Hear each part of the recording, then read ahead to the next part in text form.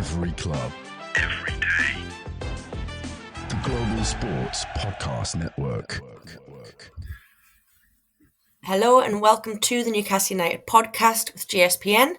My name's Joe. I'm going to be hosting tonight. We are one person down because unfortunately Nick isn't very well, bless her, so get well soon. So it is just me and the Don, Mr. Iain McKay. How are you doing, Iain? I'm doing very well, Joanne, and compliments of the season to you. If I haven't already wished them to you publicly before, there you go. Indeed. It has been a very, very Merry Christmas, hasn't it? 3 days late. We've had a very Merry Christmas, yes. Largely, all the real sparkle, of course, has been attached to the Newcastle United team. Obviously. Wow, they've given me a great Christmas. It's been special. And if we're honest, it's been a lot more special than we thought it was going to be, say about a month ago, but hey, that's a month ago, isn't it? Well, I don't know if you remember, but I was being a bit of a happy clapper after I'd watched how good we were when we hammered Leicester. And I'm recorded somewhere saying that we were going to go and do that. We were going to hammer Villa as usual. I think I've got another 5 or 6 consecutive wins planned as well. So we should probably just take it, like Eddie says, one game at a time. Just keep our focus on the next game. But we're all set, are we, for the next few games, you reckon? I think so.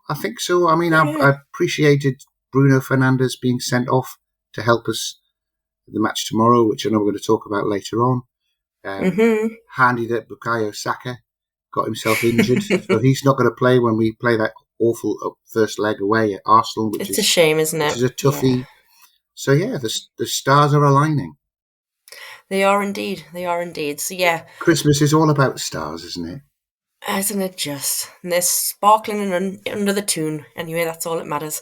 Right, we'll just start with what we were going to start with. So we'll talk about the wonderful win on Boxing Day versus Villa first. We can obviously move on to the Man U game later. So, I mean, the Villa game, come on. It was excellent, wasn't it? We've done exactly what we did in the last few games. We put to bed our Boxing Day blues, which seems to have been a bit of a thing for the two in recent seasons, as we have touched on in previous pods. Pods. We just kept that amazing run going. 4 wins on the bounce. Like I said, and all jokes aside, it's probably not what we genuinely expected. I know we obviously predicted wins. We'll always try to be positive, happy clappers, whatever you want to call it. But I think they have, in my honest opinion, exceeded my expectations. I expected a good run. I did not expect a perfect run, which is pretty much exactly what we've had. An away win, a cup game win, and 2 home wins with pretty much no disturbance at the back, which has been amazing considering we've been quite weak at the back of the season. So talk about a perfect Christmas period, stars aligning, whatever you want to call it. But yeah, I mean, Villa game, they did exactly what they needed to do. They came out strong. We scored straight away. All right, it nearly got ruled out, but it wasn't. And we just kind of pushed on from there. Honest people will say that the sending off for Villa actually probably didn't make that much of a difference. We would still have probably gone on to win the game. Dishonest people say, oh, well, if they hadn't had it sent off, there would have been a totally different game and you probably wouldn't have won. But that's when you're going to have differences of opinions, different types of fans. I would like to believe that the way we played that game, even if they had 11 men on the pitch, we would have still went on to win. All right, it might have been slightly different and you might have got your 3-1, but you didn't get your 3-1. I got my 3-0. I just want to point that out, by the way. Well, so yeah, I think anyone who says that it could have been a completely different game just needs to look back to the opening game of last season when we scored early against Aston Villa, and it was tight for the first 20-25 minutes, but Newcastle were going for it, and in fact, I think Villa equalised, didn't they? And it did look like it was going to be a very close game. However, under the relentless intensity of Newcastle, and that is the mood the boys were in on Boxing Day. They actually went on to win 5-1 against an 11-man Aston Villa side, and that's an Aston Villa side that qualified for the Champions League. So, I think anybody thinking it would have been a different result, it would have been an away win, had Duran stayed on the pitch. I mean, Duran had done sweet Fanny Adams for 25 minutes anyway. True. That's why he was so frustrated that he kicked out when he got the chance. Mm-hmm. I think they're being disingenuous. I think we would have won. I think we would have won at least by 3 goals. And as Anthony Gordon pointed out after the game, it's really much tougher to play against 10 men and go for it, because you know that they're all compact and ready to spring forward on a break. So you've got to be really, really careful on that. But yeah, fantastic game, super goals. To be honest, 3 other super goals that were ruled out for. Was that ball out? I think Isaac's ball was out. It probably was disallowed. I mean, I've got to be honest, I was at the back row of level 7, by the way, so you know that's like Subbuteo level when you're looking at the players, don't you? I even called it before, like, as he made the pass, I was like, the ball's out. And then when it went in, my mate Donna started celebrating, and I was like, no, it's out. And obviously it was out. I think you could see. As I say, maybe it's because I had such a bird's eye view, maybe, and I felt like I was literally looking down on the pitch, but yeah, it was very clearly out, I would say. He didn't need that touch that took it out either. Mm-hmm. He could have just knocked it across. That was the frustration. I agree, and that's what I said. I said he should have hit it before then anyway, but he didn't. And look, we can focus on whatever we want at this point, I suppose. But like you say, it really could have been more than 3. So. Well, yeah. I mean, there was the one where Jacob Murphy delayed and crossed it, and Isaac put it in, and he'd stayed onside in relation to the defender, but it's because the goalkeeper's moved forward so far that he's offside. He wasn't the last man. There was one defender on the line, but you need the goalkeeper and the defender between you, I think, for it not to be offside. But hey, 5 minutes later, they did exactly the same move again, and this time he stayed onside and scored the second goal. But then there were so many opportunities in that second half for us to score. Yeah. Martinez, by the way, what a performance from him. He made 2 or 3 fabulous saves. Yeah. One save from Tonali, a cutback from Bruno, and a shot from Tonali in the first half that he somehow pushed around the post. Brilliant. I mean, they said he was the best goalkeeper in the world, and he didn't do anything despite being on the end of a 3-0 hiding to disprove that. I thought he was very good. Yeah. And we booed him anyway, didn't we? I don't think he was doing too much sort of housery, but I think do people just boo him? Do people boo him because he is just a general wind-up merchant? But we've got no right, because we love the likes of Jacob Murphy, we love the likes of Tyndall, who are massive wind-up merchants. So really, they're just kind of given what we love to dish out as well. So, but you know what it is? That's football banter, and I love a bit of it. I could sit and talk to other fans all the time, and we've spoken in the Strawberry, haven't we? We've spoken them all over. I like having a bit banter with fans. I like having a bit just back and forwards, wind up kind of thing, because it doesn't have to be this vicious kind of sport that everyone makes it out to be, or some fans want to always kind of fight, don't they? You know what I mean? But I love a bit crack between fans, man. It's funny, isn't it? And of course, the players are going to sometimes get involved if they've got that type of personality.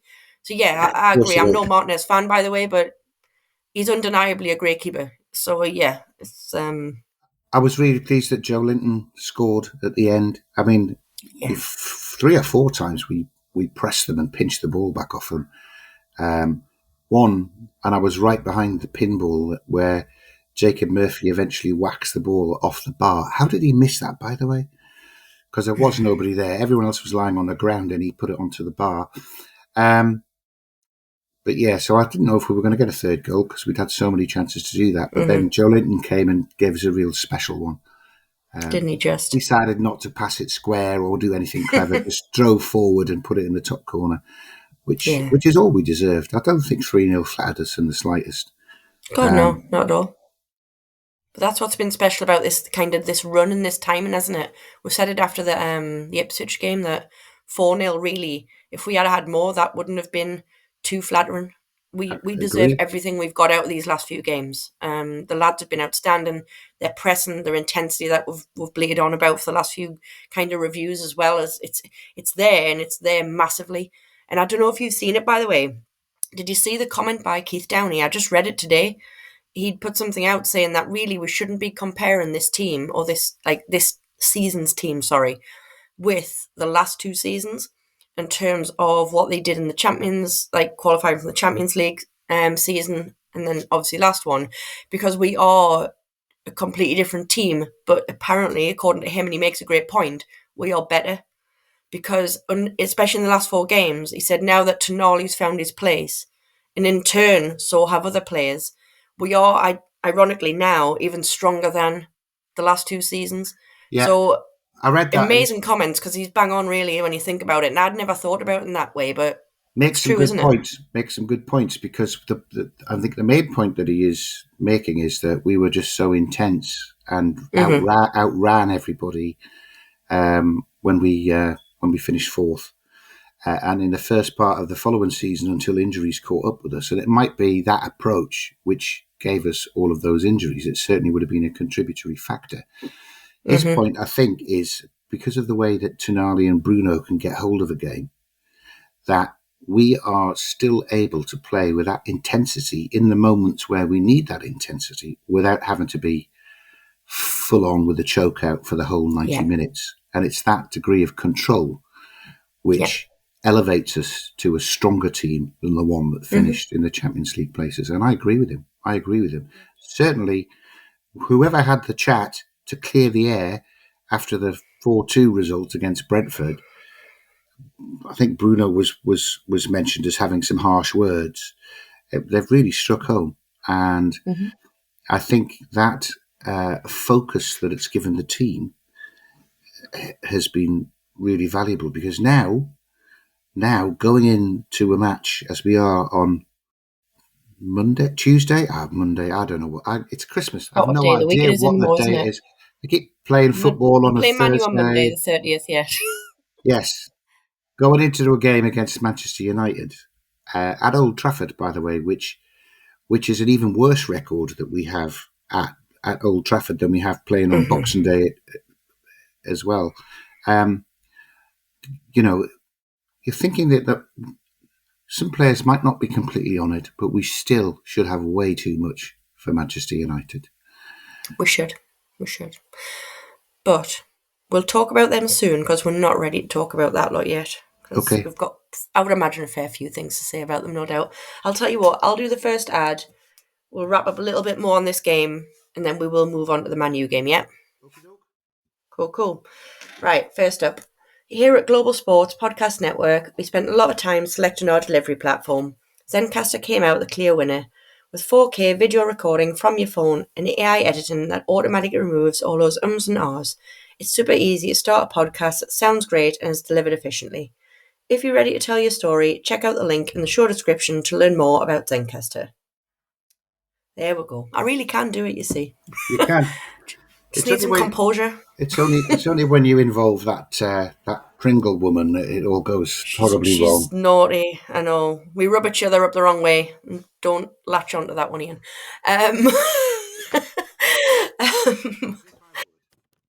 As if you would, exactly. Yeah, I mean, we'll finish up obviously with anything on the Villa side of things. I mean, what I'd probably talk about a little bit, I think, before going into the Man U game is, from what we've seen and what we've seen in terms of any changes, or I don't think have we got any forced changes actually for the Man U game? I don't think we have we? Don't think we have. No. No, because it's just the cup game in the Arsenal. That's a problem. Arsenal's a problem when Fabshar and Bruno are suspended because it's in the League Cup. But unless we picked up any injuries, we shouldn't have any changes. We've got nothing else, have we, yet? Trips came in at the last minute to play against Villa because Tino was ill, apparently. So maybe Tino is back if he's over his illness. But to be fair, Trippier was excellent. He was excellent for the hour and 5 minutes that he played. He was. Back to the old Kieran Trippier. And very calm and well balanced in defence. That looked really good. We never really. They had a free kick, didn't we? Which Dubravka made a diving save for, so that the cameras could get a picture of him in the air. But it wasn't that good a free kick, to be fair. And I don't think they had another shot on target other than that. No. So yeah, maybe Tino in for Trippier, and then it'll be whether anybody got a knock. And I haven't actually heard about that. I believe Eddie has done his pre-match press conference immediately after the Aston Villa game, so he wouldn't know if he'd had any knocks then either. So, no. Anyway, same again is what I would say. Same again. I would say so, yeah. The guys on the bench are raring to go, and they can come on after an hour and keep the first team fresh. Because that first hour is critical. That's where we are blitzing teams and going 2 and 3 goals ahead. And then it doesn't matter when guys come on, but when it's Willock, when it's Barnes, Miley came on and looked pretty assured. I know he's only done a couple of little cameos, but he's a great player. We've got to get him involved more. I'm looking forward. I'm looking forward to it because at the minute, I think we can take anybody on when we're in this mood, and I just hope that they can keep this mood going for as long as possible. The main upshot of the win, by the way, was it lifted us into 5th place, into the Champions League places. Apparently, we're not there. Belong, eh? We're not there. We're not there now because Man City won earlier on today and jumped back above us. But that was a shock. We know if we keep winning, if we're in 5th and we keep winning, we can't possibly finish any lower than 5th, can we? Well, there we go. It's a great positive spin on it. But yeah, I mean, going back to kind of how I was expecting them to set up, it will be interesting to see what Eddie does as to whether he does bring Tino straight back in, because Trips doesn't deserve to be dropped. But then he might feel that Tino doesn't deserve to be dropped, if you know what I mean. You literally only got dropped because of the illness. But I'd personally be with you. I'd keep Trips in. I'd keep Tino on the bench, assuming he's back and he's fine. Bring him on after the last half an hour or something when Trips is tiring out a bit. But otherwise, not a soul, like nobody else in the team deserves to be dropped at all. We don't need that kind of rotation. Like you say, if we can keep our intensity up and hit Man U hard, which in reality, you never take anything for granted, but the way we're playing and the way they're playing, it'll be now, strange enough, a massive disappointment if we don't go there and get something out of this game, or don't go there and just play our style of football. And so again, it goes back to everything we've said all season, even when we weren't playing well. If we can just play our style of football, it makes so much difference, you know what I mean? So I've got all the confidence in the world that if we come out firing, we will take that game. I don't even want to think about the record, by the way, at Old Trafford, because I read something earlier on, by the way. I didn't know if you know this is as bad as it is. Do you know, apparently, that we've only won once at Old Trafford in 52 years?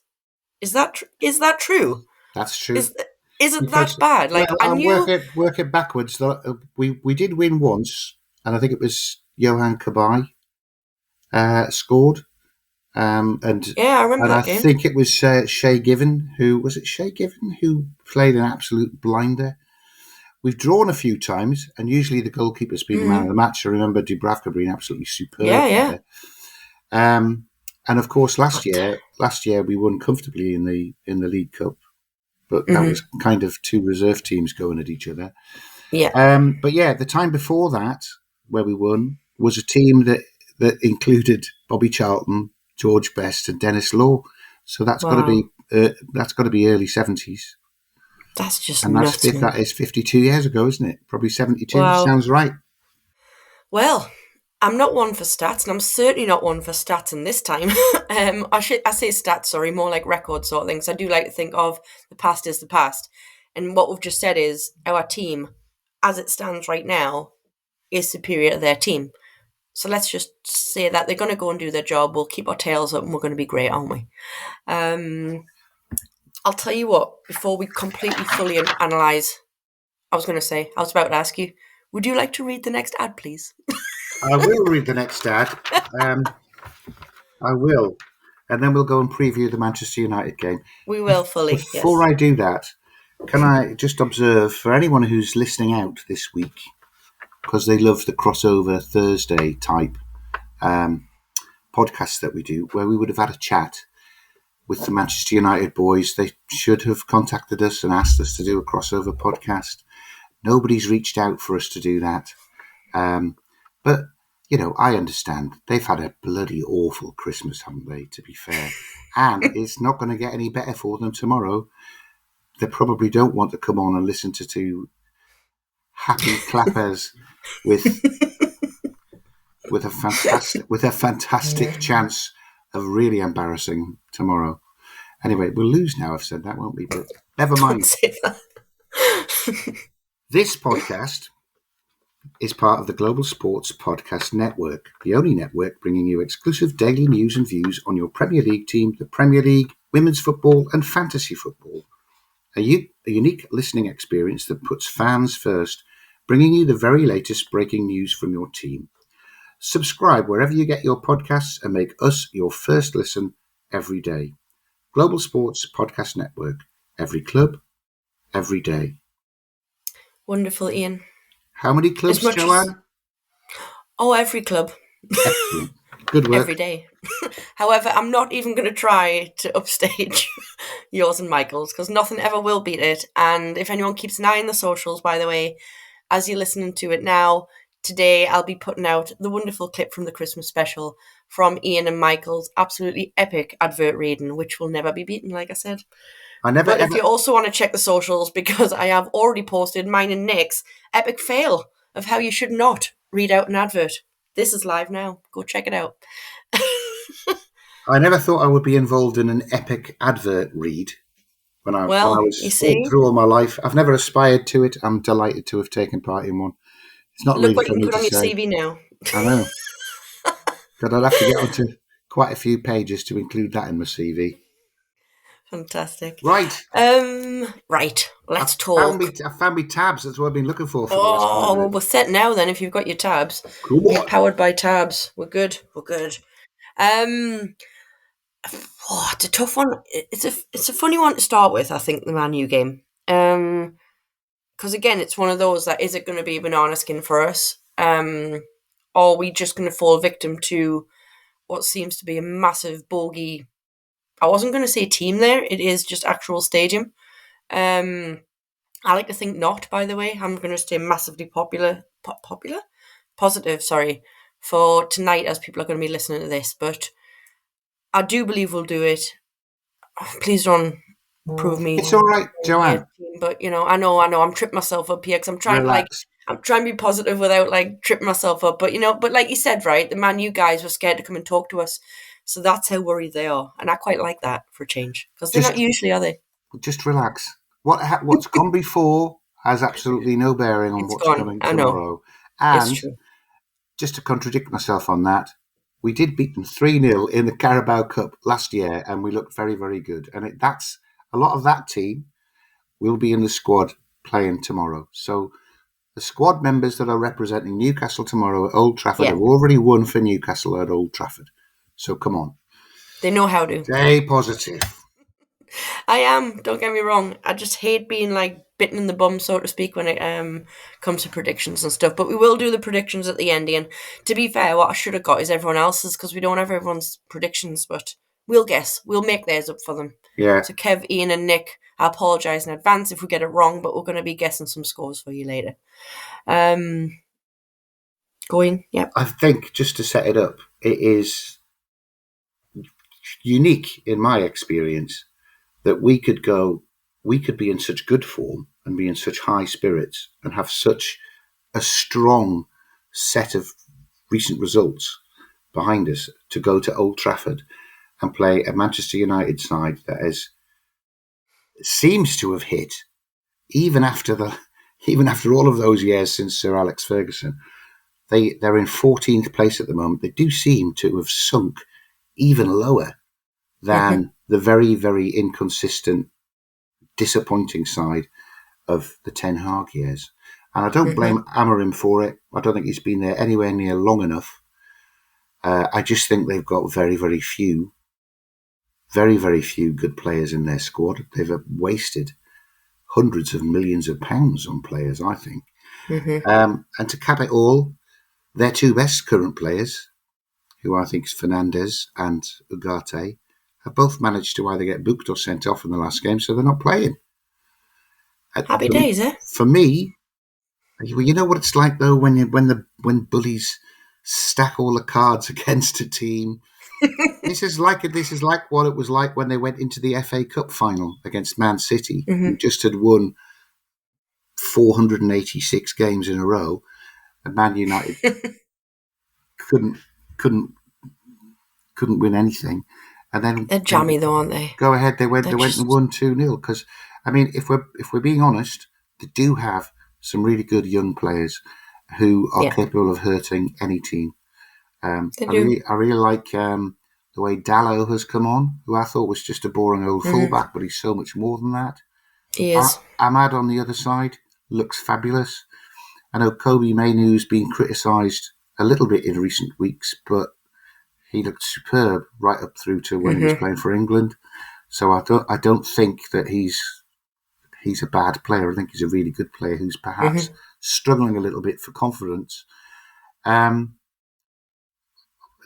quite like Hoyland up front.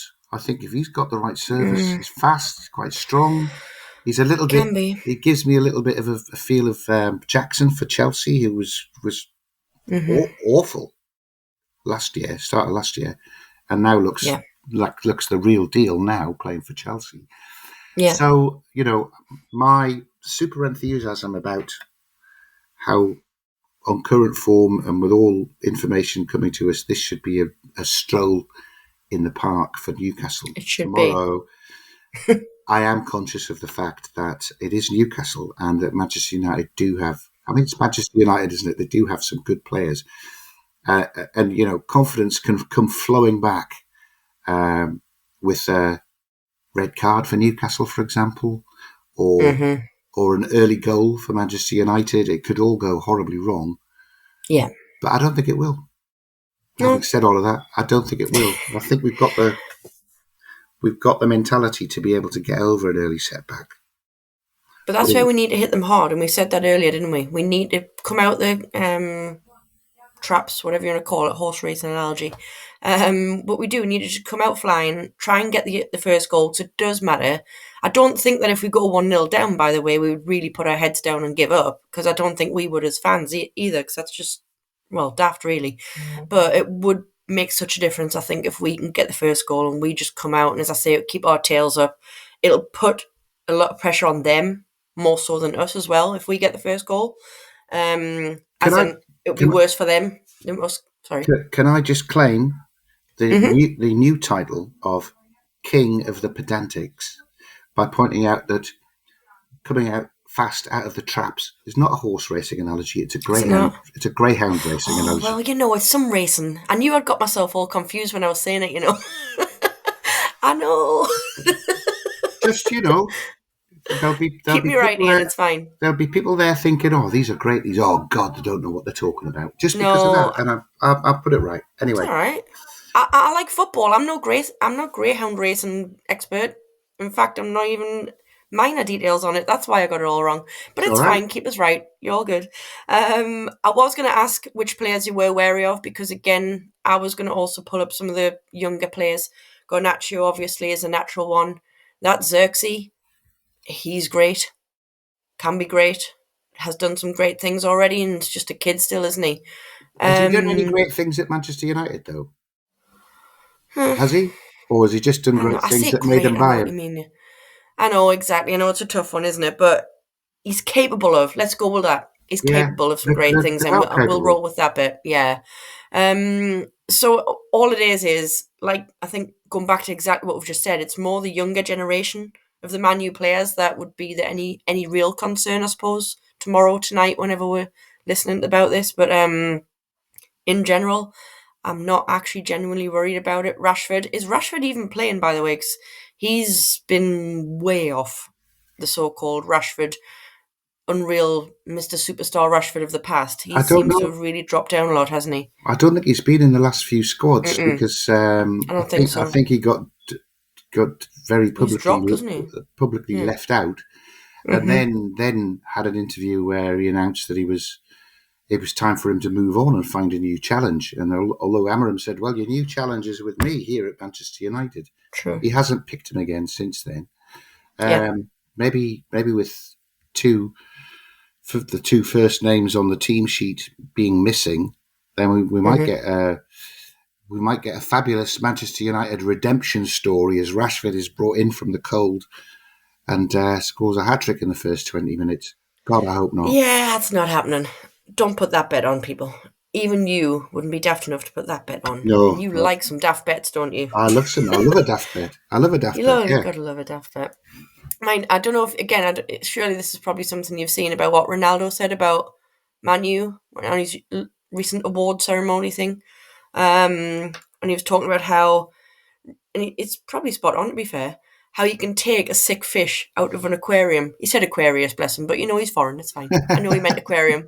But he was talking about taking a sick fish out of the aquarium, making the fish better, and then putting it back in, and how it would just get sick again. Because essentially it's just surrounded by sickness. And I know what he means by that, because it does seem that the Man U, exactly what you've just said for years and years now, they're just going downhill, downhill, downhill.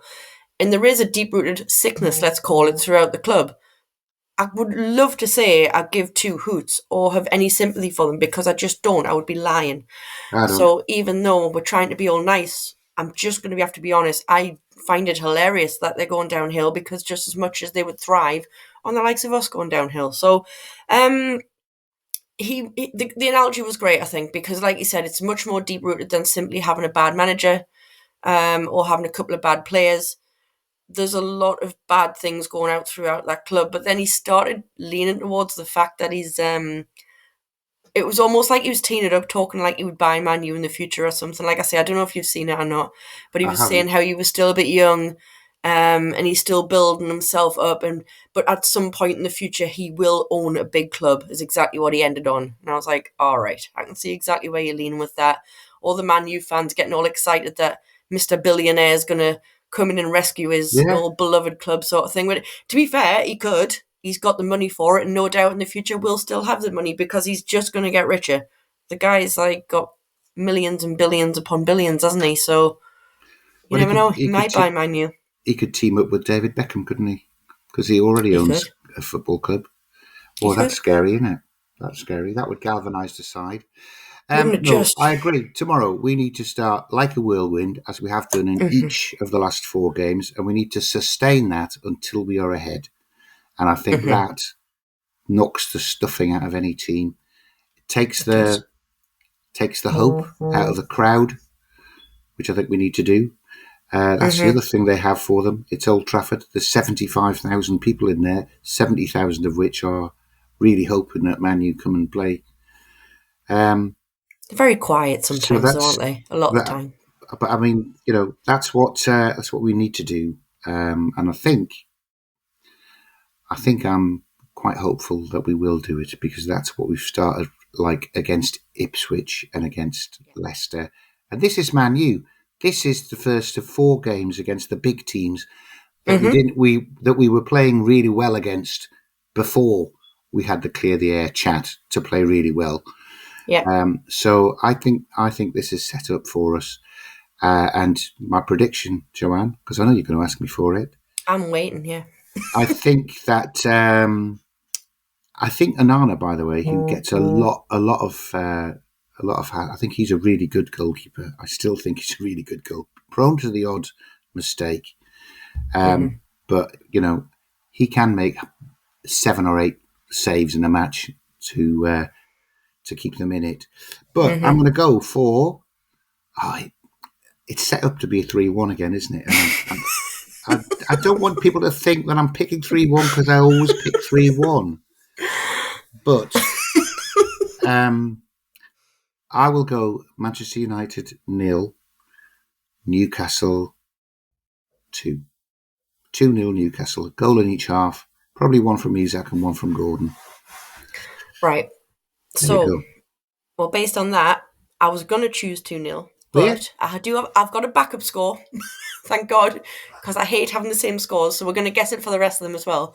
Right. So I was going to say 2-0 because, again, I thought, I don't think it's going to be crazy, but I did like to think that we were going to stay with a clean sheet at the back. However, you've said 2-0, so I'm going to say 2-1 as my backup score, because one of their little kids might, get a cheeky goal that Dubravka will have no fault of, because I think he's going to stay quite solid again.